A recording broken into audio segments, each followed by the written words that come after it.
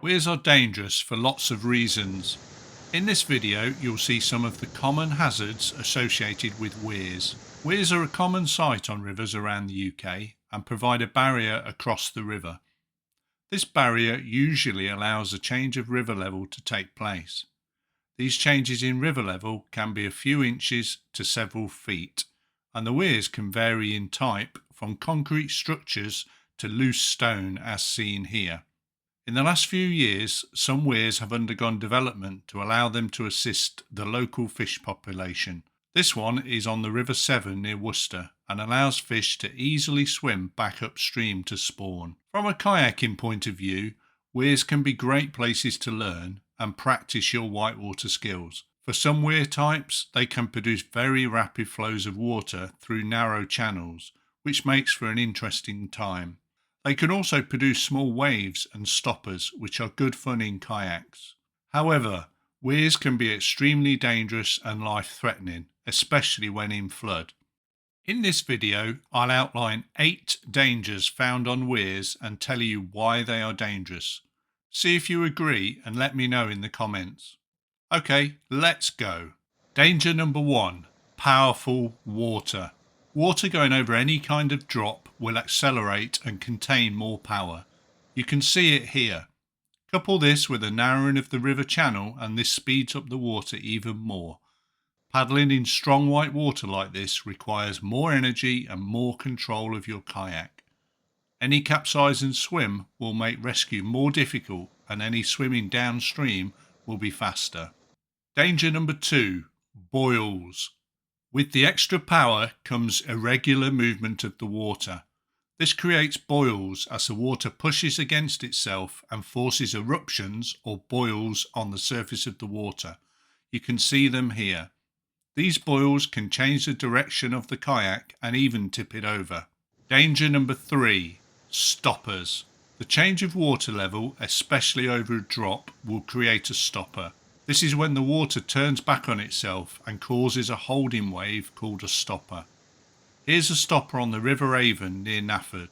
A stopper like this on a weir that is in flood has a large potential to hold the kayak and make escape very difficult. Couple this with the often shallower depth of the water, and the suction effect on the hull of the kayak makes it impossible to leave the stopper. As a clue to the strength of the stopper, you may see river debris floating in the stopper and recirculating around. Watch the large stick in this clip and see how it is dragged back into the stopper and pushed down under the water.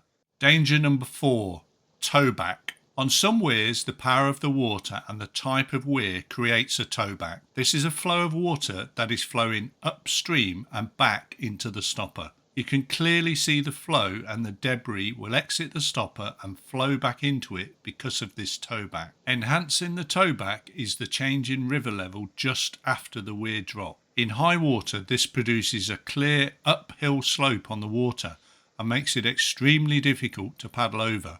You can see it here. Towback is one of the most dangerous aspects of a weir. Even when swimming, this towback will be difficult and sometimes impossible to swim past. This means you will be repeatedly forced into the stopper and circulate back round through the towback. Danger number 5, debris. Debris that has been collected by the high water levels and dragged down the river can accumulate at the bottom of weirs, in the eddies or in the stoppers.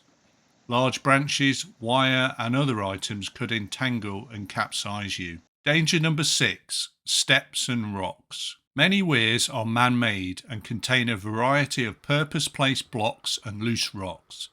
These blocks and rocks are solid, and colliding into them in the flesh or with your kayak can hurt you or break your kayak. Being knocked unconscious, even with a helmet on, is life-threatening. In high water, the risk of pinning against these blocks and rocks increases. Danger number 7, ironwork. On some weirs, there are lengths of ironwork sticking out of the blocks and rocks. Perhaps these were used to keep the weir held together, but over time have been exposed and create pin and snag hazards. You can see some chain on this weir. Some of these ironworks will be under the water, which makes them even more dangerous as you cannot see them. Danger number 8, raised banks. As most weirs are man-made, they are often not made for easy access at the top or bottom of the weir.